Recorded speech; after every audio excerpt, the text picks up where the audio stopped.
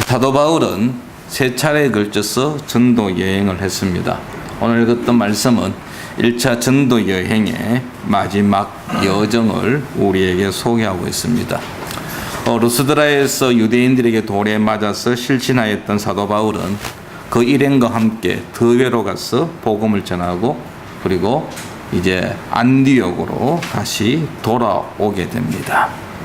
안디옥을 출발해서 구부를 거쳐서 더베에 이르기까지 약 한 2년 정도의 전도 여행을 하게 되었는데요. 이 바울이 그 전도 여행을 마치고 나서 이제 안디옥 교회 성도들에게 그동안 있었던 일을 보고하고 쉼을 누렸다는 것이 오늘 본문의 내용입니다. 1차 전도 여행, 바울과 바나바는 아무도 가지 않았던 길을 갔습니다. 그 앞에 어느 누구도 전도 여행을 한 기록은 없습니다. 그렇기 때문에 처음입니다. 누구의 조언도 없었습니다. 어떠한 안내 책자도 없었습니다. 그리고 무사히 전도 여행을 마치고 돌아올 것이라는 그런 어떤 보증도 없었습니다. 참 힘들고 괴로운 여정이었지만은 무사히 마쳤고 그리고 많은 사람들에게 참 놀라운 업적을 이룩했던 것입니다. 오늘날로 이야기하면 키프로스와 터키 남부 지역을 돌아다니면서 복음을 전하였고 그 결과로 많은 이방인들이 예수님을 믿게 되었고 복음을 받아들였고 곳곳에 교회가 세워졌다는 것입니다. 저는 오늘 이 본문 가운데서 좀 바울에게 두 가지를 살펴보고자 합니다. 하나는요, 포기하지 않는 바울의 모습입니다. 바울은 포기하지 않았습니다. 먼저 복음 전하는 것을 포기하지 않았습니다. 그는 루스드라에서 돌에 맞아 죽을 뻔했습니다. 하지만 복음 전하는 것 포기하지 않았습니다. 더베로 가서 복음을 전하고 제자를 세웠다라고 기록하고 있습니다. 20절과 21절 말씀을 보십시오. 20절에 보면 제자들이 둘러섰을 때에 바울이 일어나 그 성에 들어갔다가 이튿날 바나바와 함께 더베로 갔어 했습니다. 돌에 맞아 실신했던 바울이 정신 차리고 그 다음 날 더베로 갔다라고 되어 있습니다. 21절에 보면 복음을 그 성에서 전하여 많은 사람을 제자로 삼고 했습니다. 여러분, 돌에 맞아 실신할 정도 같으면은 육체적으로 어떠한 형편이 우리가 좀 짐작할 수 있지 않습니까? 며칠 들어 누워가지고 간호를 받아야 합니다. 상처를 치유해야 합니다. 그런데 바울은 그 다음날 벌떡 일어나가지고 다음 도시인 더베로 가서 복음을 전했다라는 것입니다. 유대인들이 죽었다고 생각할 정도로 상처를 입었습니다. 하지만 바울은 복음 전하는 것을 포기하지 않았다라는 것입니다. 또 하나 바울은요, 자신들에게 복음을 들었던 자들을 포기하지 않았습니다. 21절 뒤에 보면은 루스드라와 이고니온과 안디옥으로 돌아갔어라고 했습니다. 더베에서 1차 전도 여행을 마친 바울과 그의 일행은 이제 자신들을 파송한 안디옥으로 돌아가고자 했습니다. 그런데 그 여정을 바울은 여기 보니까 루스드라와 이고니온과 안디옥으로 전했다라는 것입니다. 루스드라, 이고니온, 안디옥은 바울이 1차 전도 여행지였던 곳입니다. 그런데 여러분, 이곳이 어떤 곳들이었습니까? 이곳은 바울에게서 결코 호의적인 곳이 아니었습니다. 19절에 보면은 유대인들이 안디옥과 이고니온에서 와서 무리를 충동하니 그들이 돌로 바울을 쳐서 죽은 줄로 알고 시외로 끌어내치니라 했습니다. 지난주에 여러분 보았듯이 루스드라 사람들은 처음에는 바울을 환영했습니다. 바울 행한 기적을 보고 와우, 제우스 신이다, 헤르메스 신이다 해가지고 그들을 신전에 모셔놓고 제사하려고 했습니다. 그랬던 그들이 이제는 바울을 향하여 돌을 쳐 죽이려고 했다라는 것입니다. 안디옥과 이고니온에서 쫓아온 유대인들이 루스드라 사람들을 설득하였습니다. 바울을 죽이려고 했습니다. 이때 루스드라 사람들 동의했습니다. 그런데 그곳을 다시 간다는 것입니다. 이고니온도 마찬가지였습니다. 여러분 14장 5절과 6절 말씀을 한번 보십시오. 14장 5절과 6절에 보면 사도 바울이 이고니온에서 전도할 때의 모습입니다. 이방인과 유대인과 그 관리들이 두 사도를 모욕하며 돌로 치려고 달려드니 그들이 알고, 그들은 바울과 반합합니다. 그들이 알고 도망하여 라고 했습니다. 이고니온에서도 바울은 결코 받아들여지는 사람이 아니었습니다. 그곳에서 바울은 참 도망칠 수밖에 없는 형편에 처했다라는 것입니다. 급하게 도망쳐 나왔습니다. 그곳이 이고니온입니다. 비시디아 안디옥도 마찬가지였습니다. 그런데 그러한 곳을 바울이 다시 찾아갔다라는 사실입니다. 여러분, 만약에 죽었다고 생각했던 바울이 다시 루스드라와 이고니온과 안디옥으로 왔을 때에 그 죽었다는 사실을 믿고 있었던 유대인들이 만약에 다시 살아났다는 사실을 알고 그 바울이 다시 자기들이 살고 있는 동네로, 도시로 왔다는 이야기를 들었을 때 어떤 반응을 보이겠습니까? 이고니온과 안디옥에 있는 유대인들은요, 바울을 쫓아서 루스드라가 쫓아온 사람들입니다. 그냥 앉아가지고 바울을 향해서 비난을 퍼붓고 나가라, 떠나라고 말로 했던 사람들이 아닙니다. 돌로 쳐 죽이려고 했던 사람들입니다. 그런데 그들이 있는 곳으로 다시 찾아가겠다는 것, 이것은 목숨을 건 행위라고 말할 수 있습니다. 그렇다고 한다면 바울이 왜 이런 결정을 하고 이 일을 행하였는가? 그것은 바로 그곳에 있는 그리스도인들을 위로하고 격려하기 위함이었습니다. 22절 말씀을 한번 보십시오. 14장 22절에 보시면은 제자들의 마음을 굳게 하여 이 믿음에 머물러 있으라. 이 제자들은 누구냐면은 이고니온과 루스드라와 그리고 안디옥에 있는 사람들입니다. 바울에게 복음을 들어가지고 예수 믿게 된 사람들입니다. 오늘날로 이야기하면 초신자입니다. 하나님을 모르고 예수님을 몰랐습니다. 그런데 바울에게서, 바나바에게서 소개받았습니다. 복음을 들었습니다. 아, 나도 이제부터 예수를 믿어야 되겠다 라고 이제 신앙생활을 시작하는 사람들입니다. 신앙 뿌리가 그렇게 깊게 박혀있는 사람들이 아니었습니다. 바울은 그들을 그냥 두고 안디옥으로 돌아갈 수가 없었던 것입니다. 그래서 그들을 위로하고 격려하기 위하여, 그들의 신앙을 더욱더 튼튼히 하기 위하여 이 성들을 다시 방문하게 되었다라는 것입니다. 그들이 하나님의 말씀을 온전히 알고 그들의 믿음이 성숙되어지고 그들이 온전한 그리스도인으로 성장할 수 있게 하기 위하여 찾아갔던 것입니다. 그리고 그들을 위하여서 위로하고 격려합니다. 인내하라고 말하고 있습니다. 우리가 하나님의 나라에 들어가려면 많은 환난을 겪어야 할 것이다. 이제 너희들이 신앙생활 시작하게 되어졌는데 신앙생활 하다 보면은 많은 어려움들이 있을 것이다. 그러니 너희들 그 어려움 속에서도 힘 잃지 말고 용기 잃지 말고 포기하지 말고 신앙생활 잘해야 한다 라고 지금 바울이 위로하고 권면했다는 것입니다. 하나님의 나라에 대한 미래적인 소망을 갖게 했다라는 것입니다. 뿐만 아닙니다. 그 성도들이, 초신자들이 신앙생활 잘 할 수 있도록 조직을 확립했습니다. 23절에 보면 각 교회에서 장로들을 택하여 라고 했습니다. 교회 지도자들을 세웠습니다. 장로들, 지도자들입니다.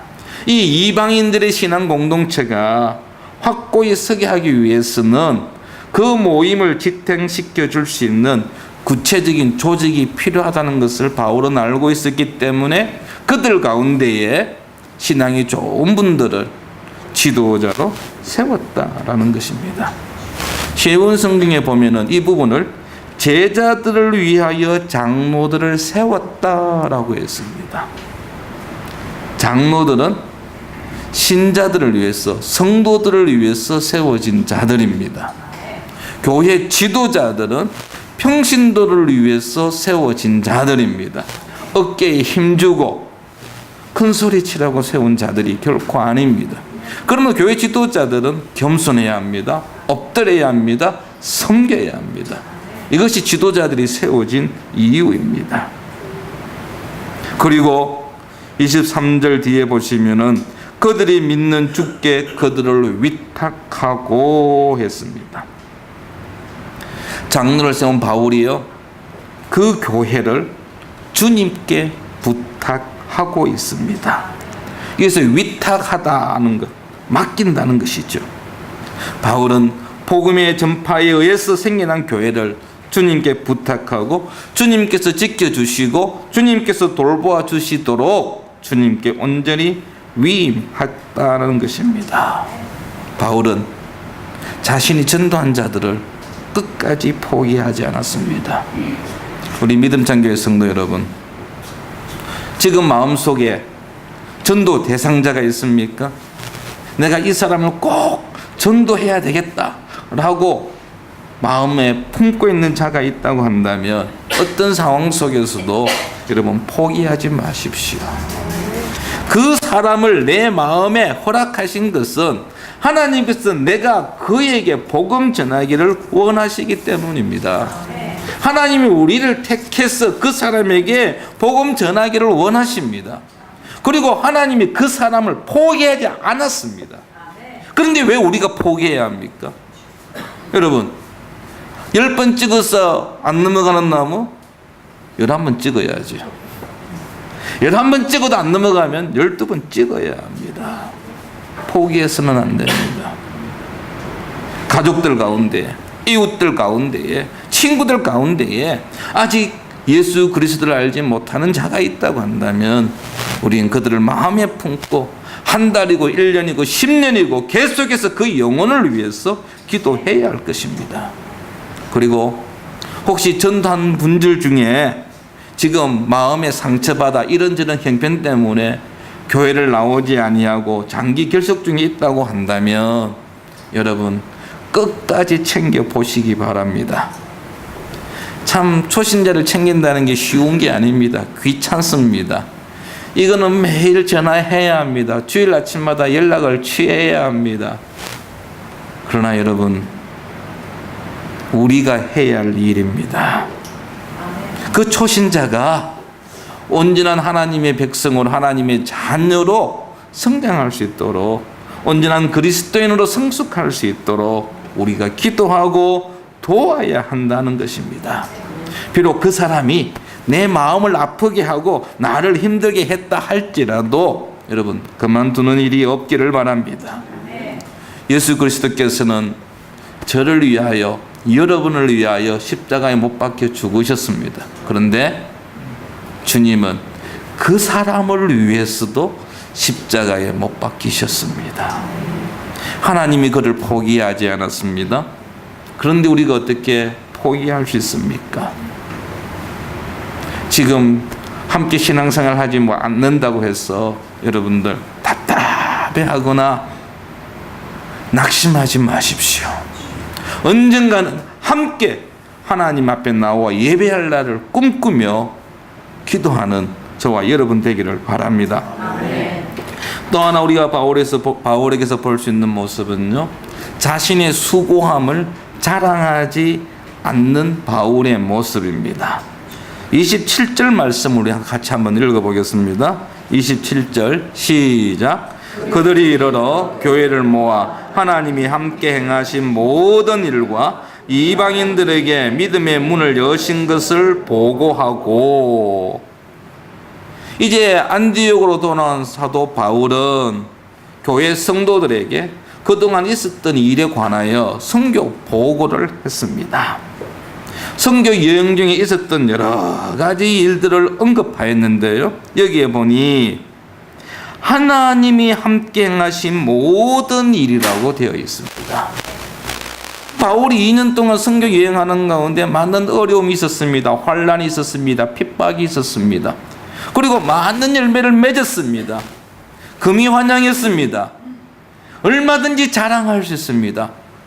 제가 루스드라에서, 이고니온에서, 비시디에, 안독에서 교회를 몇 개를 세웠고 얼마나 많은 사람에게 내가 복음을 전했으며 그들 가운데 수많은 사람들이 하나님께로 돌아왔습니다 라고 보고할 수 있었음에도 불구하고 바울은 하나님께서 함께 행하셨다라는 것입니다. 자기의 수고를 드러내지 않았습니다. 하나님께서 행하셨기에, 함께 하셨기에 많은 이방인들이 주님 앞으로 돌아왔습니다 라는 보고를 했다는 것입니다. 참 우리는요, 우리가 수고한 거 누가 알아주지 아니하면 좀 섭섭하지요. 특히 교회에서 그렇습니다. 좀 알아주기를 바라는데 아무도 알아주지 않으면은 내가 도대체 어떤 존재인가 하는 의문점부터 시작해가지고 알게 모르게 상처를 받습니다. 그러나 여러분, 우리가 사람 보고 일하는 것 아닙니다. 하나님 앞에서 일합니다. 그리고 무엇보다도 내 힘과 내 능력으로 하는 것처럼 느껴지지만 실상은 하나님의 함께 하심이 있었기에 가능했던 것입니다. 다른 사람들이 수고를 알아주지 않는 것에 대해서 여러분 너무 실망하거나 낙심하지 마십시오. 혹시 여러분 거리에서 위대한 여정 새로운 도전이라는 문구를 보셨는지 모르겠습니다. 올해가 지금 광복 70주년 아닙니까? 이번에 국가에서 이 70주년 의미를 되새기겠다 해가지고 지난 14일을 임수기 공휴일로 정했습니다. 그래서 많은 사람들이 2박 3일 오늘까지 일정을 잡아가지고 여행을 떠나기도 했습니다. 뭐 고속도로 사정을 보니까 뭐 이거는 추석 때나 설 같은 명절 때 볼 수 있는 현상들이 나타났다라고 이야기를 합니다. 위대한 여정, 새로운 도전, 도약. 이게 지금 이번에 광복 70주년 기념 사업에서 내건 주제입니다. 지난 70년 세월, 1945년부터 시작해서 2015년 올해까지 70년 세월을 위대한 여정이라는 하나의 단어로 묶었습니다. 정말 지난 70년의 삶은, 우리나라의 역사는 위대한 여정이라고 말할 수 있습니다. 전쟁의 폐허 속에서 경제 성장을 이루고 산업화를 이루고, 아까 목사님께서 시작하면서 세계 경제 6위라고 그랬는데 지금 우리나라 수출과 수입 합해서 1조 달러입니다. 수출이 5천억이 넘고 수입이 5천억 달러가 넘습니다. 이거는 정말 대단한 나라입니다. 그리고 동계올림픽과 하계올림픽을 유치하고 개최한 나라입니다. 월드컵도 개최했습니다. 지금 한류, 동남아뿐만 아닙니다. 전 세계적으로 한류 문화 수출 강국이죠. 그런데 여러분, 이 사실 하나 아십니까? 이 위대한 여정이 누구에 의해서 이루어졌느냐 하는 것입니다. 믿지 않는 사람들은 이야기할 것입니다. 앞선 세대의 수고와 헌신이 있었기 때문에 이 나라가 이렇게 발전하지 않았느냐. 근데 여러분, 우리 믿는 사람들은요, 다시 한번 잘 살펴보아야 합니다. 우리의 앞선 세대의 수고와 헌신을 저는 부정하는 것이 아닙니다. 분명히 그분들은 수고했습니다. 서독 탄광에서 고생했습니다. 베트남에서 목숨 걸고 전쟁, 다른 나라의 전쟁 했습니다. 그러나 지금 우리가 이런 번영을 누리고 있었던 것은 하나님께서 함께 행하셨기 때문입니다. 지난 화요일 날 저희 장인어른이 위암 수술을 했습니다. 다행히도 아주 수술이 잘 되었고 후유증도 없이 지금 회복 중에 있는데요. 월요일 날 가족들을 다 오라고 하더라고요. 그래서 제가 이제 저희 집 사람을 대신해서 병원에 가서 주치의를 만났습니다. 주치의가 저희 가족들을 모아놓고 이제 병에 관해서 이야기합니다. 지금 환자의 위에 이 부분에 지금 암세포들이 있습니다. 그래서 제가 수술을 이렇게 할 겁니다 하면서 이제 그 의사들이 이어지는 이야기가 있습니다. 나중에 혹시나 잘못되었을 때 면피라 그럽니까? 책임을 면하기 위해서 일어날 수 있는 모든 상황들을 다 이야기해 주더라고요. 그래서 수술하다가 이런 일이 일어날 수도 있습니다. 수술하다가 이런 일도 일어날 수 있습니다. 수술 마치고 나면 합병증으로 후유증으로 이런 것들이 있을 수 있습니다. 뭐 이런 이야기를 쭉 이야기하더라고요. 그래서 마지막에 하는 이야기가 제가 최선을 다해서 수술은 하겠습니다. 아마 성공하지 않겠나 싶습니다.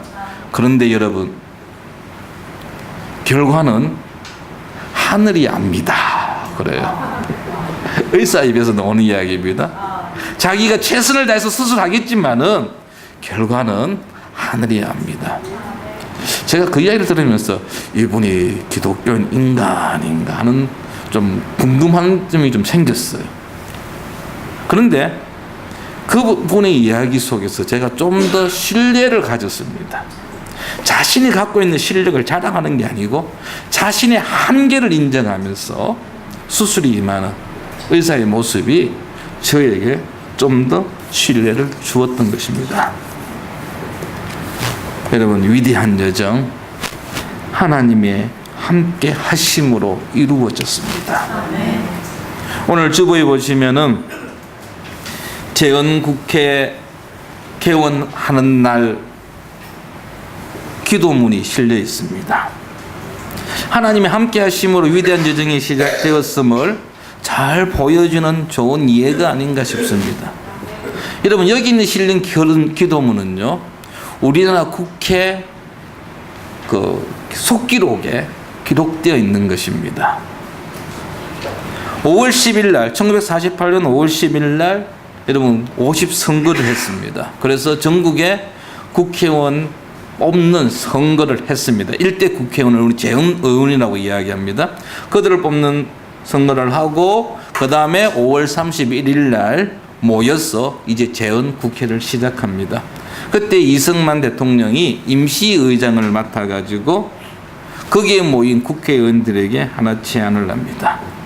우리나라가 독립을 하게 된 것은 하나님의 은혜이니 이 시간 우리가 하나님께 감사의 기도를 드리고 의회를 했으면 좋겠습니다 라고 했더니 거기에 모였던 의원들이 다 동의를 했습니다. 그곳에 모인 사람들은 모두 기독교인이 아닙니다. 불교 신자도 있습니다. 천주교 신자도 있습니다.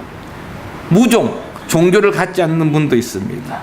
그런데 그들이 다 동의를 했습니다. 그러자 이승만 박사가 이윤영 의원 나와서 기도하겠습니다 라고 했을 때요, 모든 국회의원들이 그 자리에 일어나서 함께 기도했습니다. 그때 이윤영 의원이 한 기도문이 지금 우리 주부에 실려 있는데요, 제가 앞부분을 좀 한번 읽어보겠습니다.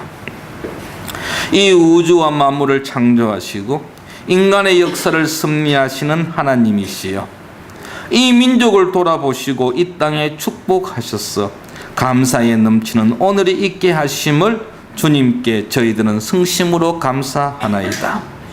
오랜 시일 동안 이 민족의 고통과 호소를 들으시사 정의의 칼을 뺏어 일제의 폭력을 굽히시사 하나님은 이제 세계 만방의 양심을 움직이시고 또한 우리 민족의 염원을 들으심으로 이 기쁜 역사적 환희의 날을 이 시간에 우리에게 오게 하심은 하나님의 섭리가 세계 만방에 현시하신 것으로 믿나이다.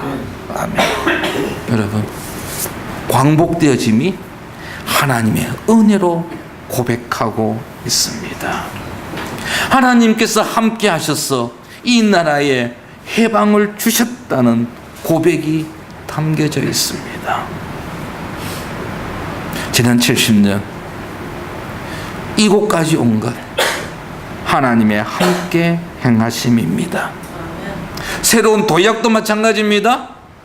하나님이 함께 하시지 않는다고 한다면 결코 새로운 도약은 기대할 수 없습니다. 우리 민족의 미완의 과제가 하나 있습니다. 남북 통일입니다. 여러분, 어떻게 남북 통일이 가능할까요? 여러 가지 학자들은 여러 가지 안을 제안합니다. 먼저 남북한 간에 편지가 오고 가고 소식들이 오고 가고 금강산에서 자주 이산가족들이 만나다 보고 개성공단과 같은 그런 공단들이 북한에 여러 개 세워지고 경인선이 또는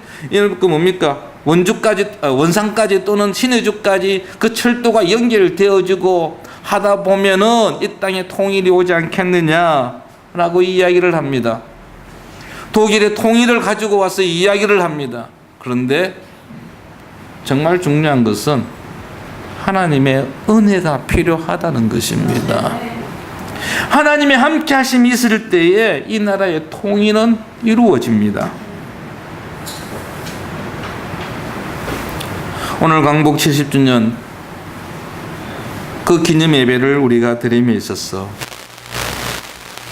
하나님께서 우리와 함께 하심에 대하여 기뻐하며 감사할 수 있기를 바랍니다.